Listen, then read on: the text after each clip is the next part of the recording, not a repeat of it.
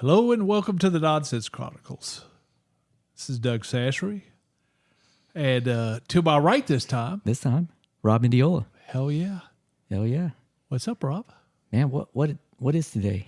Today is Sunday. Sunday, yeah. We are Sunday, Monday, and Tuesday. Scheduled this week, right? That's right. Man, that's a great start for the week. Yeah, we got to get them done. We got to get we emptied out our can a little bit, so we've been slacking lately because you got like an excuse and everything. Stupid medical excuse, yes. Yeah, we'll clear that out and we'll replenish. I know that on the video side, I've got to get something canned. Yeah, and I'm just kind of like determining which end I'm going to do that. But so Doug, what do we have today? Anything special? Yes, all the way from Houston, Texas, sitting here with us today is, of my 3 children, which I call my rojo cabezas, my redhead kids, the one in the middle, the son, between 2 daughters. The son is here today. His name as well is Rob, but we call him Robbie. It's true. Hey, Dad. Hey, Rob. Welcome, How Robbie. you going? Welcome to the studio, man. Welcome aboard. I'm so happy to be here. Nice to finally meet you. Yeah. I think I am the #1 fan of the podcast. Like, very cool. Yeah, whenever the Spotify Wrap drops for this year, I will be in the 0.001%. Heck yeah. Sweet. Yes. Yeah. Now, we appreciate that. Of course. But my kids will listen. And usually it's one kid will listen, and then one will like source out certain things of our podcast to the other 2. Hey, go and look for this because Dad said this. Listen at 11:37. Yeah, that's exactly what will happen. They will conspire. And my son though is, I've mentioned this before in the podcast. He's the one that got me into podcasting, listening, and I think it was my brother, and My brother and me. Yeah, that was a very early fixation for me when I got into podcasts. I got into podcasts in like 2011 when there were all these comedians starting to do it because it was just like I was so frustrated waiting for like new comedy albums to come out. And then I found out that there was this whole other avenue for comedians to sort of like get their work out there and like do stuff that was just as funny as any comedy album like every week for free was like very cool and like very like punk rock to me. Yeah, I never thought of it that way, but yeah. Yeah, that's a very definitely. good draw between. Yeah, I like that, especially alternative, and it is. And I know there's so many people that still think when you say subscribe, like, do I have to pay? No, Nah. It's free. There's so much entertainment on podcasts. I mean, And you like the crime stuff as well, right, Doug? yeah, I mean, I do, but I mean, I've got just like we were talking a minute ago. Shipwrecks is all the little nerdy anything that you're into on podcasts. You can find. It's there. Yeah, there's like no end as far as like how far like down the niche rabbit hole you can go with like specific interests and stuff like that. Yeah. Yeah, and what drew me that first time we were taking a road trip was they had a character on that show called Forville. Was it Forville or Fiville? It was Forville, right? Yeah, it was. This is from the Comedy Bang Bang podcast with Paul F. Tompkins. So I think he's the comedian who I sought out looking for anything related to them and found podcasts. But yeah, there was he was on an episode of Comedy Bang Bang with Bobby Moynihan of SNL fame, and Bobby Moynihan was playing a street urchin named Forville who was like Fiville but one less. Yeah, it just caught me. I just died laughing so much, and so he spoon fed me that, and then he said then he got specific and said, Dad, you should listen to this, and it was stuff you should know, and Josh and Chuck are friends now because of, and I told them that one, so my son's the one that pointed me towards y'all, and he was right. I mean, so it opened a whole new branch. It's just funny because we pay for God knows how many TV services, but I guarantee you that I listen to more podcasts than I spend any time on TV. Even right now on a Sunday when NFL is playing, I am not watching any of it. We're podcasting. Yeah. But on the way over here, I was listening to a podcast. So, yeah. Oh, and by the way, I want to say this because my kids feed off of most of the subscriptions I have, But this one they can't really, because I think they'd have to log in as me, and they would kill them to do that. So it had been suggested on the Dumb Zone, which I listened to out of Dallas, and then one of the guys on there I had dinner with one night, and sports broadcaster, and goddamn, I'm sorry, Rich, I'm forgetting your goddamn name right now, and it was YouTube Premium, and I finally broke down and got it, and let me tell you, it is gold. It's not just it's the commercials. Yeah, they're gone, which you kind of think. I was like, well, I do. See, that's why I've never minded Hulu with commercials, because it's just like a regular TV where you could pop in and watch a show, but you'd have commercials. You go to the bathroom, get a drink, whatever. But it's the putting stuff in your play next in your queue and stuff like that, which I just love. I'm a big fan of. So, yeah, and they have a lot of other benefits, which I didn't even scrape the service, but I think I'm about 3 weeks into it, and I love it. I love YouTube Premium. Yeah, I've never known this kind of luxury. I pretty much anything like that I watch on my laptop because I've got an ad blocker, and ads drive me insane. They're all so condescending. They're like, just the pitch of them, my ears, just like, I can't take it. Yeah. Well, it's the fact that I'll put my phone on the bedstand. I'm going to bed, and I got my earphones on, and I hear, like, I'm into a show, and then all of a sudden it's a commercial, and I'm like, oh God, please play through, and just it'll play through God knows how many commercials, and then it'll come back, but not. I don't have that problem anymore. Goodbye. It was worth the spend. I mean, it's like, I want to say it's about $19 a month, which I thought that would be something to be worth more than 9 to 12, but it's worth every penny. And I'm enjoying that right now. Cool. But the reason why we have my son here today, beyond just the bashing of me or whatever else, is no, I assumed we would have some sort of mutual truce beforehand, that I would not attempt to expose you in any sort of way. No, I want to be exposed for exactly what I am on that, and I have no problem.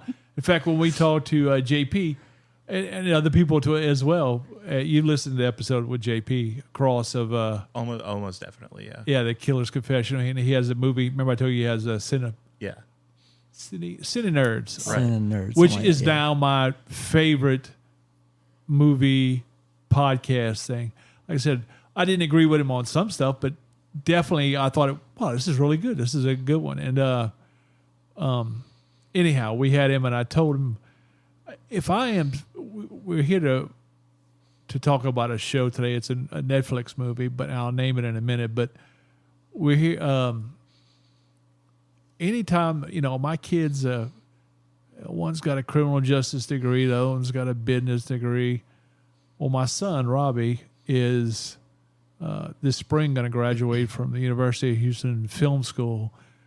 And and he has me subscribing to what's the classic film? Yes, I'm very gracious to have my dad pay for the Criterion Channel. Criterion Channel. This is like so nerdy that you like I am about stuff, but his thing is film. Like you go and get the French or the Spanish films. I mean, like I dig that stuff. Yeah, I mean that is totally him. But and he's also. Look, I admit it. Like this movie that we're going to talk about today, I wanted to originally do this show on Saturday, but it got pushed to Sunday. So I watched about half of that movie, and then I watched the next half of the day. That would be like a unforgivable sin in my mind of my son. I'd have you go pick a switch if I was there. And I heard you say this. Yeah, I mean, if I look at my phone or anything, I'm just, me, I can't stand still. I don't know what is it? They call it ADD now or whatever. I don't know. Something like that, yeah. Yeah, or AHD. No, we didn't have that when I was a kid. You just got a beating. Yeah, I don't sit still well. It's like tattoo on my shoulder. I mean, I I mean, knew there's really nothing wrong with it. I knew though. 45 minutes I could stay, but that's it. That's Yeah. why all my friends know, Doug, you get 40. Everybody gets 45 minutes, and then he's I would gone. call that just efficient. Yeah, I agree. You're not wasting time on stuff you don't need to be wasting time on. I agree. You're doing what you have to do, and you move on to the next thing, and you get that done. As long as you're getting stuff done. Hey, it's kind of like driving. I mean, I'm paying attention to driving, even if I'm listening to a story, a book, or a podcast on the road, and I can do more than one thing at one time. Now, if there's something that like I would grind back even on this show that we're watching tonight, there were a couple things that I'm like, wait, what did he just say? And I rewinded back a little bit to hear it, and but yeah, with my son, no, that would. Yeah, but if I think about it, during the LSU game and flow of play, somebody wanted to like click back 2 frames, I'd play like, no, I have a problem with You that. wouldn't have that. No, yeah, so I get it, it's but hey, that's my guilt, to get me to sit still in a movie theater, which we did. I mean, we went to see Yeah. the new Indiana Jones, which my son knows is anything in that realm. Indiana Jones is my favorite ever, and I bet you were checking your phone. oh yeah, He was totally I checking knew his phone. it. oh yeah. I would love to see you at like an Alamo Draft House, and they like put you like That's they what- throw you in like a cage or something. Yeah. And here's your sideshow, and watch Doug get fidgety, without his phone. He does it while we're podcasting too. He's like messing with his phone. He's bored. I'm like, Oh God. I'm like, hello. Well, I like to track things, our time and everything else while I'm on here. It's crazy to think that you went like 40 years without a phone or something that you could fidget with. I know. I don't know. Yeah, it's got And me. then we got all these pauses in our podcast. I'm like, I'm not taking them out. Forget it. Yeah, I was curious about the editing process. It'll be interesting to see. At first, I would take them all out, and then now I'm just like, no, I'm not gonna do it. in fact, did you? I can hear him breathing. If I can hear him breathing, then we're good. Yeah, the authentic Doug Chachere experience. Yeah, Yeah. the only thing we had to we had a disconnect once with JP. Remember, was it? Yeah. That one, I cleaned that up. Yeah, Yeah. absolutely. Stuff like that, definitely. Yeah, I mean, but otherwise, we pretty much. But you have kind of a natural pause anyway, Yeah. and I kind of started leaving them in now. Oh yeah, it's definitely my brain. And look, it's my personality, man. Yeah, It's who exactly. I am, So- So somebody else is definitely gonna be cleaner than me or this or that. Yeah, that's. So that last one we did with you after your surgery, you had a lot of pauses in that one. But I don't know if you're just like still in recovery mode. Or God whatever. knows, yeah. But, so what I did is I cleaned up like the first big segment. It went That from- way we grab people and then just hold them. It went from 48 Hostage for the minutes rest. to 12-minute podcast. Yeah, because no. Yeah, no, I just but anyhow, yeah, that is my guilt, and I feel bad about it if I'm watching a movie because I love watching a movie with my son. Like we'll pick out things and especially during award season, like we picked out a movie that like, hey, The Holdovers. yeah, and I loved it, but I knew I would want to watch it because one of the actors in it, Paul Giamatti. Giamatti, yeah. I'm a fan of, and I know Robbie is a fan of his, and so that, and I still haven't watched the other movie yet. Oh, American Fiction. Yeah, I still have not watched that. That's what's cool about seeing movies multiple times. You always catch something new the next time, Yeah, if it's a good movie. If it's a good one, yeah. Yeah, for sure.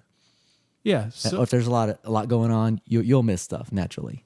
yeah. I mean, and there's stuff like Like the Goonies. You still Good catching good new stuff in the Goonies. I know I still have to watch E.T. That's the one film I've never seen in my life. You never Are saw you E.T.? serious? Yeah, everybody Oh, tells me that's a crime. what? Yeah, I know, You'll like him. He's a cute little alien. I know. That's I know. crazy, man. But that's the one film. Like I get on people if you haven't seen The Godfather, 1 or 2. I'm like, what the heck's wrong with you? Oh, no, I find it very difficult to sort of shame people for having not seen a particular movie just because there's so many out there. There are. I guess if you were obsessed with movies and you hadn't seen The Godfather, it would be something different, I guess. That's what I'm saying because it's almost like a cornerstone of, in fact, Right. on our Well, the big directors, everyone expects you to go watch their movie. what is something like it? Even I know Robbie's probably noticed this recently on our Apple account. I've added a couple of movies that because I've never seen them and I've always known of them, and I've seen bits and parts of them, and I know clips from them and scenes that are probably mimicked, but I actually went out and bought. So I said I need to watch this. Like even like. Did I buy Cleopatra? I'm pretty sure if I didn't, I definitely want to watch that movie with, Elizabeth Taylor and Richard Burton, just because the extravagance. the extravagance of what that movie was at the time. But anyhow, winding array to our subject here, we're here today to talk about Rebel Ridge. Rebel Ridge is a movie that is made for Netflix. And somebody told me... So it went straight to Netflix. Yeah, somebody told me, I have no clue who directed, which my son would know everything, but whoever it is... I got my notes. Yeah, whoever it is apparently did something else for them too that they really like. So somebody told me, oh, so-and-so did that. Whatever he does, I'll watch. Yeah. So he's one of those people. Yeah, that's how I sort of... I didn't know anything about this movie. Whenever you asked me... Oh, sorry. You asked me... What's a Netflix movie that we could cover? And I said Rebel Ridge because I knew that it was directed by this guy, Jeremy Saulnier, who did Green Room, which is a movie I absolutely love. So that's on Netflix too? Or no? It might have been for a time. It wasn't originally produced for them. I think it's an A24 movie, which is very sort of like a boutique indie sort of label. But he also did this movie for Netflix called Hold the Dark. I have not seen, but yeah. I'm always sort of auteur-minded, director-minded whenever I think of what I want to watch. Yeah, so I mean, if this guy's doing but the way it was, I can't remember who told me that now, but they're almost like if you're into a Shyamalan or a Francis Ford Coppola, they will, if they make it, I got to watch it, so. I love that those are the two examples you're mind with too. Well, Martin Scorsese, would be there, and I think this has easily got to be one of the best movies that Netflix has produced. Period. Like they've churned out so much schlock that it's not difficult, but they've made statements about how like they want to move away from like big auteur projects. Like they don't want a director with a vision. They want something with like Ryan Reynolds in it that will like people will watch for like pop. Yeah, the way they measure like what people are watching is done in like minutes. Like it's a very sort of like removed from any sort of like artistry or quality or anything like that. But I don't know. I think Okja, the Bong Joon-ho movie, The Irishman. There's very few movies that Netflix has made that I think are actually like great. Do you know what my favorite is? But it can't be considered a movie; it's a series. Of course, yeah. Yeah, and I think, like I said, my opinion is that it's the best thing Netflix made, and number 2 doesn't even exist. The Haunting of Hill House. Yeah, I love that, and I told that to JP. I have not seen it. It's just, and Robbie knows it. My theory on that is it's a story. I think a story about a house can be so rich because you can write any history. You can't paint a person. You can paint a person with so many brushes, but a house you can paint with 1,000 brushes. And over time and everything about a house. And for me, that's why that story is so good. Do you think it was growing up in Louisiana and all the haunted houses of say New Orleans that made you so drawn to that kind of story? No, I don't know. I don't know why. I never, even in Louisiana, I never knew much about that until I was older. Proliferation of the internet and all that stuff. So, and then it became a big selling point. But my memories of old houses were going up to Ohio to where Mom's family's from, and going into like cellars and stuff. Which, look, if you're from there, it probably doesn't matter. But if you're a kid from Louisiana, and if we have a cellar in Louisiana, it's going to be filled with water. It'll be a bathtub because we're at sea level or below. Or we've seen those movies and we're not going down there. Yeah, so we know what happens in the cellar. Yeah, I mean there was always a story behind every basement, basically, especially the ones up in these old houses. This house that my mom's mom lived in. It was built, I want to say in the 1800s, if not before. But the family, they even had, they had like 6 or 7, 8 graves, but you couldn't even tell they were graves anymore because they had just been there for so long. And it's just, so just that house with that basement, just that kind of stories are so rich when involving a house. Not Well, like just that movie that Kevin Bacon was in. Remember the girl was bricked into the wall. What movie was that? I know what you're talking about, but I don't know if I was. Yeah. But That you was know, a cool movie. You know what's really funny about you mentioning that?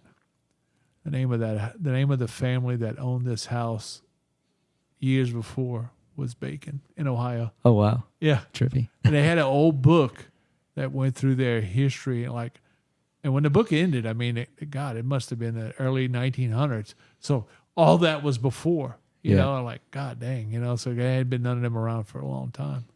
But back to Rebel Ridge, right? back to Rebel Ridge. We're coming back again. Yeah. Now, the first thing I would say about Blame it on your ADD, babe. Yeah, the first thing I would say about this, you know, I'm watching a movie and all of a sudden I hear, well, okay, there's two things. I don't want to forget the one I'm going to say, so I'll just say that first. I heard the word parishes. I'm like, whoop. Yep, that's, Louisiana. You know that place. Yeah, so like Filmed entirely in They don't have Louisiana. counties Yeah. in Louisiana. Okay, and then well, they had some California filming. Oh yeah, I think Some they might. LA. Did they really? Yeah, they had some LA Oh. filming, and I'll get to some reasons why. But my first impression of the movie, within that first scene, okay, we'll just leave it like that, was, and I'm guessing my son's seen this, but me and you definitely have because of our age. Yeah, I've seen it. Rambo. Yeah. Did you get that impression? I did. Yeah, Yeah, it kind of teetered on that a little Brian bit. Yeah. Dennehy, you know, and Sylvester Stallone. It's just the whole power trip cop type thing, you know? yeah. yeah. I watched some interviews with the director Jeremy Saulnier, and yeah, he talked about whenever he was like pitching the movie, that was a big point of reference. Was Oh, wow. Okay. yeah, sort of a modern day First Blood meets. Yeah, that's it. The Yeah. first Rambo. Yeah. Now, his name. Do you spell it SONNNIER? SAULNIER. It sounded a little Cajun, like a little bit. You know, Louisiana. Is he from Louisiana? I don't think so. Well, Because I know French. Sauniers are. So Well, French, yeah. yeah. So maybe I don't know. Okay, but we're talking about the filming. And Rambo's the first Blood is one of my favorite Yeah, movies. and I mean we call it I watch Rambo, that, but like, it's actually what's it every called? month. It was actually called First Blood. Right. yeah. And then, but that's what the scene with Brian Dennehy and Sylvester Stallone when Stallone's like a vagrant vet coming through town. That's exactly what it pointed me to, you know. But they filmed it. I saw they filmed it around. Well, they did some in New Orleans, but they did Leesville, a lot in Leesville, because I'm thinking this movie when they're like, where could this scenario exist? Not that there's not a overbearing police or anything like that, but you would have to have a town of 800 to maybe 1,400 tops. What do y'all think? You couldn't have too many people to have that For much that kind crowd. of scenario Yeah, with the police department. yeah. I don't know, man. You know, they just convicted all these cops, right? And what was it, Mississippi, Alabama? They called them the Goon Squad. Well, I mean, it's possible, and And like they- I said, I but mean, you that's gotta, like real life stuff. you know? got to be very rural. You have to be very rural for something like this, where they controlled that much of a fund and they had that much of a thing. But anyhow, Well, they were confiscating the money, right? yeah. Were you? Civil Yeah. forfeiture. Yeah, Were you familiar with this beforehand? Civil asset forfeiture. I've heard of it. Yes. Okay. I mean, okay, to me, the only thing I know about that is like if drug dealers are have their houses taking their boats and they'll put them up for auction eventually, you know. That's the only thing I know. So you're saying that, and if somebody has $30,000 cash in their car, yeah. Yeah, it's like Yeah. whenever you get stopped by police, it's often something that they'll very frequently ask is, do you have any large amounts of money in the car? And if you do, they can sort of like, without any other like premise of a crime or anything, no sort of like legal wrongdoing, they can sort of assume that this money was Ill-gotten gains. Yeah, Yeah. it was ill-gotten gains, and they can seize it, and Yeah. then like, And you have to prove yeah, you have how to, you obtain it. yeah, it's a years-long process trying to prove that the money was gotten legally. Like it happens to like gamblers who come back home with a lot of money. Yeah. There's it's a very interesting sort of thing. That's the inspiration for the movie was the director reading about this, and then it's just like the perfect sort of like motivating force, like just the sort of injustice that anybody can like across the political spectrum can get mad about. It's just that like the government could just take your money and leave you with absolutely no recourse. And it would cost you more to fight it to get it back. Yeah, and he actually and they touched on that movie, right? Well, yeah, he actually had documentation that he actually had the bill of sold his sale of his vehicle, Yeah. and then I think his worth he sold his part in some a restaurant. equity. Yeah. Sorry. What do you think of the movie opening with Iron Maiden, Number of the Beast? Yeah, that was totally cool. Yeah, I was like, okay, I'm gonna love this movie already. Yeah, I thought for sure that was what you were going to mention up top. I had even forgot about that. There's a couple other things like Don Johnson's in the movie, and I had no clue. Cool. I had no clue that was him until I was looking up something, I guess, on my phone. I was like, wait a minute, that's Don Johnson. Yeah, so I was surprised. I had no clue. I hadn't seen him in anything in a long time. Oh yeah, watching a movie with my dad is one long game of wait, who is that? Who is that? Yeah, that's right. Let me look. Yeah, let me do some back because I'll go down rabbit. I agree. Robbie is right. I'll go down rabbit holes when I see something like and they'll mention a town or something like that. Any place will, and during the movie, and I'll immediately have to go and say, well, wait, isn't that let me see, is that real or fictitious? So yeah. Yeah. So should we lay out a bit of the plot more? Go ahead. Yeah, I want you to lead us on this because this is your realm. Okay. It begins with our hero. What's his name? Terry Richmond, played by Aaron Pierre.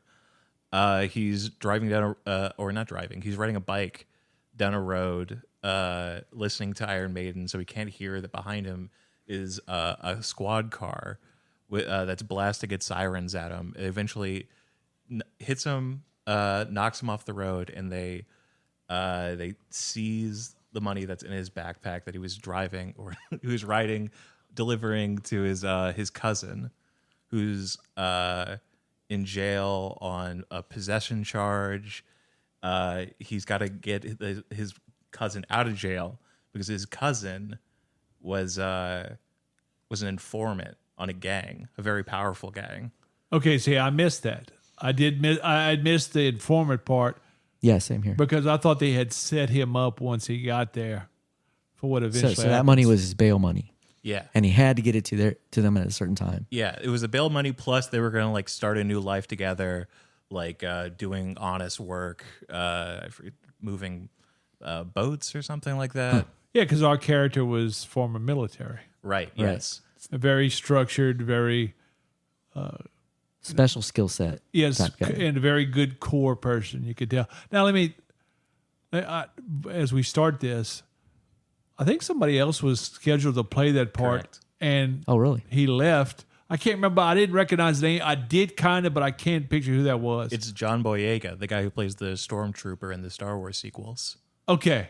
Yeah, apparently the film was like midway through production, and he just walked off. Wow. Yeah, which is good because the guy that did it is great. Oh yeah, he crushed it. He killed it. Yeah, he did great. Yeah, he's this guy. What's his name? Aaron Pierre. He was a Shakespearean actor. He's totally British. You would never guess from the movie. Yeah. But no, he nailed it, man. Yeah, he has a very sort of proper posh accent, which is very amusing to hear out of character. But yeah, who is it? Barry Jenkins, the director of Moonlight, discovered him doing Shakespeare, and then cast him in a show for Amazon. And then he plays a character named Midsize Sedan in the M. Night Shyamalan movie Old. Huh. He plays a rapper named Midsize Sedan, which I've always thought was very funny. Yeah, it's funny. Yeah. And this is like his second or third movie role, and he's going to be playing the voice of Mufasa in the upcoming photorealistic Mufasa movie. Oh wow. My God. Yeah. Which is huge because that was James Earl Jones. Yeah. Yeah. James Earl Jones. We talked about it later. He just passed. Yeah. Yeah. And he just passed. Yeah. He was so good, man. Legend. But no, sometimes when stuff like that happens, something goes bad, something good comes out of it, and that's an awesome thing, Yeah, I don't know how I feel about John Boyega. I never saw those Star Wars sequels. I didn't either. He had like an antagonistic relationship towards like really awful Star Wars fans who would like just harass him on the internet, Right. which I appreciated, but not enough to actually watch the movies. But this film made it look like it was a very, very small town. So the sheriff was corrupt. His deputies were, well, half were. I think the majority were on his side as far as corrupt, right? Pretty much, yeah. There were. It turns out some of them are kind of against what he was doing. Well, yeah, because you're right about that. But I mean, the way, well, they were corrupt because they were going to be defunded. They had an incident that happened. They got sued. Right. And they were going to be defunded. So what they did was they said, well, we'll raise our own money by taking that. And by taking money. And, when they did that, I mean, some of the guys were in it, but some were still on the edge, by being police. So, but it was really weird how, they had, I mean, like I said, it was a small, you have to think. But look, this is Jackson, Mississippi. It's 146,000 population. And that was going on with the police squad. Right. It was called Goon Squad. And they were going out and torturing these like drug type people, they thought, or whatever. Yeah. And it was pretty bad, man. These guys got sent to prison for that. They have some bad, but this, I would guess it would be, you'd have to be like 800 to 1,400, 2,000 people maybe in a town like that. But I would assume it's harder to hide in a small town, right? Than a large city population. Well, less people to see it, especially if you're rural, spaced out, And right now, Houston has the what was his name, Gerald Goins or something like that. He's on trial for the no-knock raid. I didn't know. And he lied about that, and they killed the man and wife of the house. And I remember that he happening, lied, said that they had purchased weapons and drugs. And, Jesus Christ! Yeah, so he's on trial right now, and there's I think multiple people from the city that kind of got. They have so many people. They have so many good people that do that job, but then they have somebody that screws up, and it paints such a cast on so many. Because look, I don't care what color you are or whatever. Everybody should be the police should be there to protect and serve. And I think overreach is a bad problem. And man, but you constantly see it in the news, right? I mean, it's like, I don't know if it's intentional, but it's there. It's always there. The football player just in Florida. No, I was going to say the Tyreek Hill thing. The guy, Tyreek Hill. I'm not familiar with him. Tyreek was right. He let it. I didn't realize the thing was, the law is you can leave I didn't realize that you can leave your window down partially. Yeah.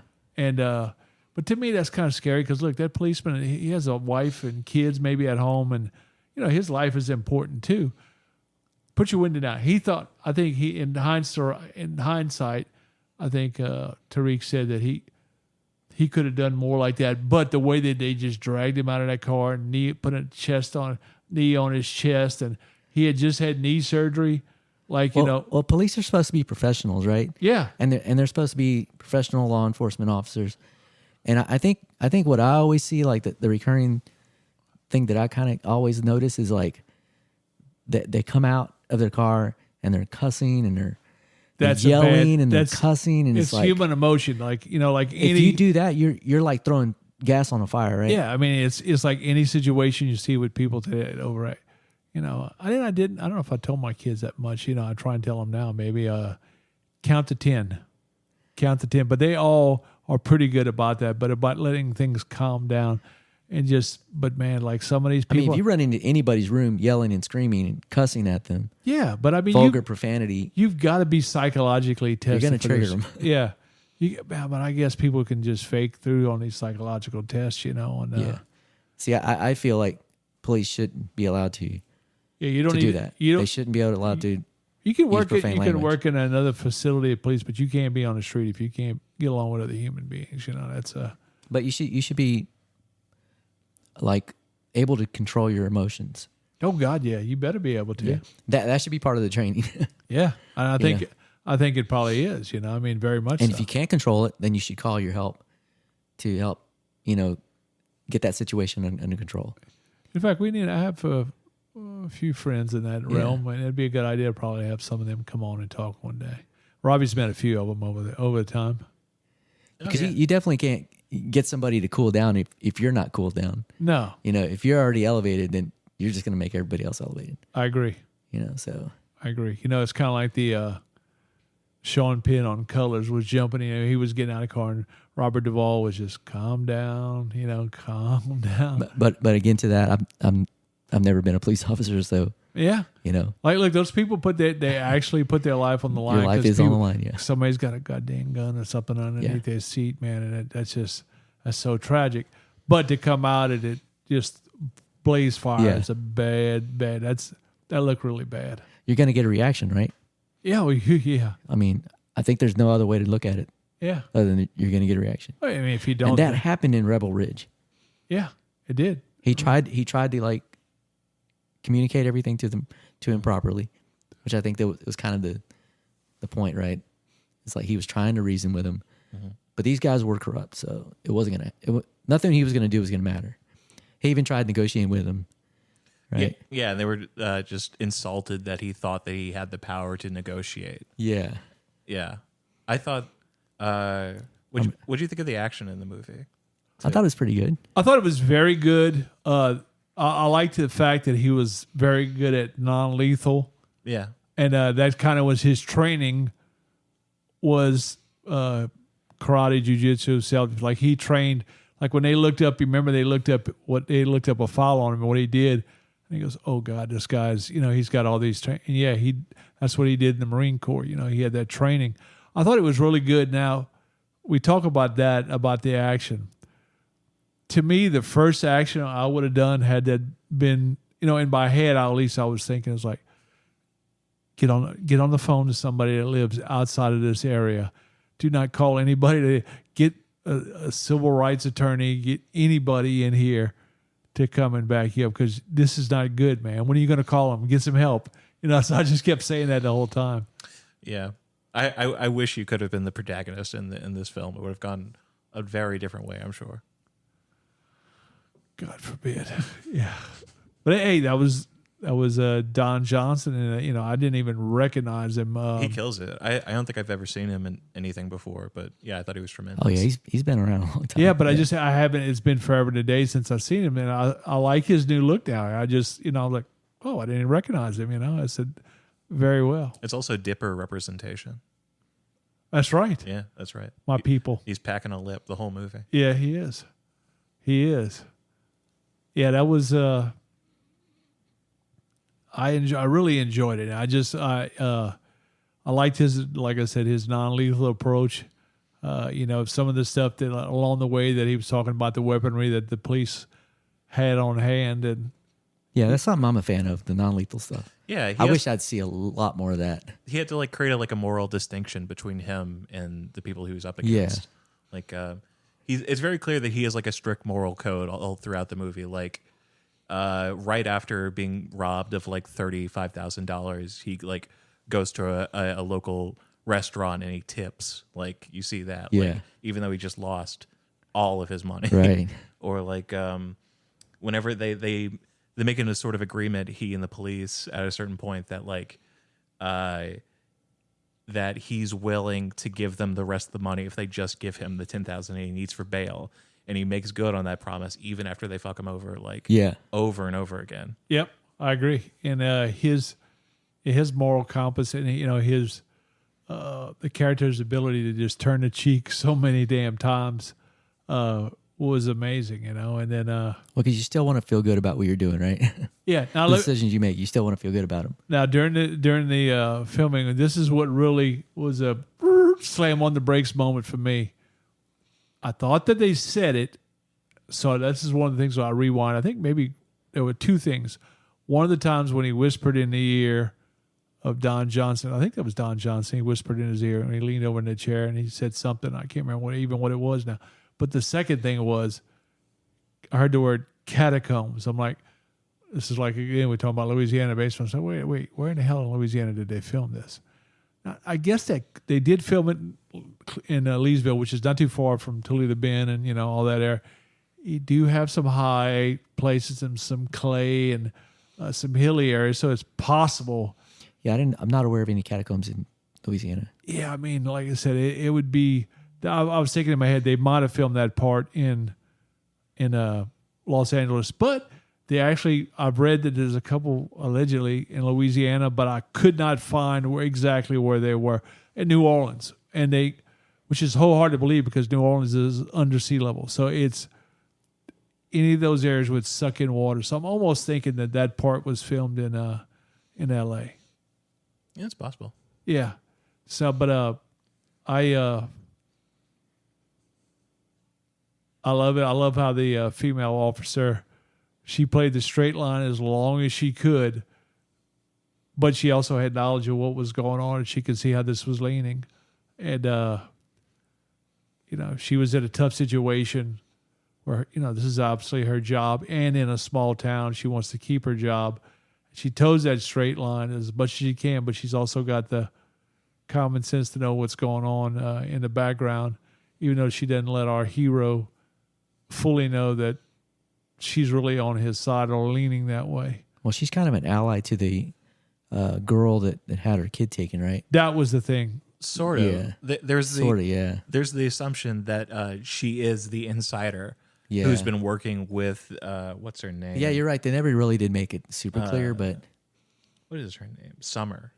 Summer, yeah. Yeah, you're led to believe that she is the person on the inside who's giving him this information. Earlier, she referenced something about like her person on the inside telling him all about it, like the police are buying margarita machines. Yeah. With the C's assets, which is something. It was like a real story that he was Yeah. like drawing from real life. In fact, I could actually see that happening, in real life. So, yeah. Yeah, but no, it's sort of implied that he screws up whenever he assumes that it has to be her, just because she seems so much more agreeable and like common sense minded or whatever than all the other police, that it would have to be her. But no, she's loyal to the police up until the point where there's sort of a point of no return, where it's sort of like the morality of the situation becomes a lot more black and white.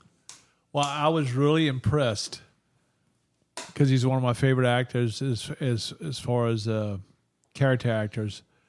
He's always in a supporting role, and I don't Is know. it James Cromwell? See, look at you. I was going to say James, and then the judge James. I couldn't look at you already. In fact, I wanted to say that I thought he had passed recently, but I guess I was wrong.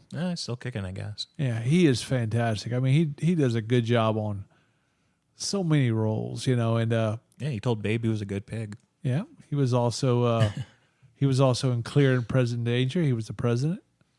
Yeah, he's got good politics. He's like an activist. Yeah, he is. Yeah. So yeah, that's yeah. So I was impressed that he was in that role, and in fact, I wasn't positive that was him. I didn't look it up until he was sitting in the chair in his house at that scene. Then I was like, oh, that sure as hell is him, because he was shown kind of from a distance before down the hallway and once in his chambers. I mean, and actually in the courtroom, but it was kind of like, I said, it looks kind of like him, but I'm not sure. That's when I confirmed it. But good job there too. They spotted it with. Now, what did you think? I did not see the deputy making the turn like he did when he came and he said, "No, this was going too far." At that final scene in front of the police station. Yeah. I did not see him making the turn, but it's good. That was really good. That was a good surprise. No, that was Serpico. That was the person on the inside that Oh, that was him. Yeah. Oh, okay. He guessed wrong originally. Thought it was the lady cop. Yeah. But no, it was in fact the guy who played Roy in season 1 of The Office. Okay. Okay. Yeah. Well, yeah, he did a good job then. And Don Johnson winded up shooting him, right? Yeah, he Yes. shot him in Yeah. the leg, and then he ended up hitting the artery, which made it worse. Yeah. Yeah. Because he said it's just a flesh wound. Yeah, because they had to keep covering their crime, and then just like anything else, if you tell a lie or something, you get to a point where, like, dude, you got to burn the whole damn thing down because it's like there's too many people know. What's the scenario? How are we going to get out of this? And they were in the middle of building a new facility, right? Jail facility or something like that. yeah, I think they were. Yeah. I can't remember. Yeah. Yeah. To the left or left side of the building, they had all the contractors early on in the movie where they had drawn their guns on the Yeah, the yeah, That's what they were doing. yeah. yeah. So that was So that's where all the money was going to, I guess, build a new facility. yeah, because then they can hold people and make that cash, man, make that cash money. That But paper money. I guess that's where checks and balances have to come in because somebody needs to account where all that money comes from. But I guess if they're saying they're just seizing people's money, then I guess it's okay. Well, yeah, you had one judge, you know. But I wouldn't think you'd be able to use that money that's in like, in a cage for forfeitures. yeah, like evidence room. You can't No, use that towards a complex. You know, No, I mean we're gonna ask Jason. When we you talk. can't allocate that money out for I'm sure new that development. that's all logged into a book anytime anything is brought in. You know, at least by. But I mean, you know, if you're corrupt, you can say, well, yeah, he only brought me. He had $4,000, while he really had 50. You know, so yeah, I mean, Everything's accounted for in those kind of in real life. scenarios, That's why, right? because you wouldn't want people running off with cocaine or whatever else, out of the brain, which has happened in the past. And then people get arrested for it. But, So, like, if they did buy a margarita machine, it would have to be documented. boy, that would be written off as some kind of thing. Oh, use it for a charity. Well, you got like a function. super mayor here in Illinois, I think. She's been catching a lot of heat because she's spending a lot of city money on a bunch of Yeah, I mean that happens. bunch of stuff. People get in and they do gold some, microphones and stuff like that. Yeah, Hair, makeup. yeah. So, A lot of corruption. how would you conclude this, Robbie? Watch it. Yeah. It kind of has a little bit of a Jack Reacher feel to it, too. I don't know if you've watched any of those. No, I haven't seen it, but yeah, it's a very tense thriller. Like it's dealing with like real world human problems, and it gives you like a reason to give a shit. And it's I don't know, it's very compelling. Yeah, I thought it was really good too, and I don't know if I'd seen it on there or not, but I was very glad it's a suggestion. You told me what you wanted to watch. I went to message Rob. He had already watched it. So, yeah. I had just watched it. It was Okay. I was like, wow, okay, yeah, just watched this. That was very convenient. Yeah. I'm always like scouring for action movies because I like action movies. Well, then now does this director make a lot of good action movies, or he's a little bit here and there? They're not so much action movies. They're like the ones I've seen are like more thrillers. Okay. Green Room is fantastic. It's about this punk band that unknowingly, or I can't remember exactly how they get into the situation, but they end up playing it like at a Nazi punk bar. Oh my God. And they witness a murder, and then like it's like they're out for all of them, and it's just like I want to watch that now. It's amazing. Okay. Yeah. It's also it stars Anton Yelchin in like an incredible role. So it starts out there. I wonder, does it? So it starts at a bar and they get chased after. It's kind of giving me a little Warriors vibe right now. Have you ever seen the movie The Warriors? I've seen the Warrior. No, they sort of like stay there because they're trying to find their way out, basically. Okay. Don't give me any more. The Warriors only has one film, right? The original. Yeah, the original. I that's think it. so. Yeah. I think they could do a remake on that one. I don't know, man. There's some stuff I like. I think it's heresy. Robbie knows I can't stand remakes. I remember they made a video game for like the PlayStation 2. They did do back in that. the day. Yeah. They were like crazy with like the kinds of IP that they were putting up for like video games in the mid 2000s. They made like the Godfather video game, which was like a GTA clone. Yeah, they did. Yep, that's exactly what it I think was. they made a Scarface game, maybe.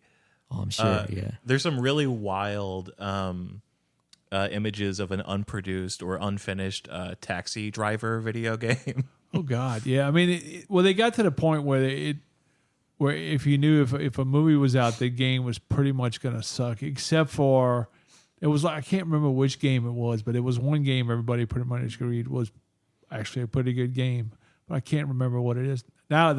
It's flipped. They're making movies out of games. It's true. Yeah. Is there a game you would particularly like to see a movie made out of?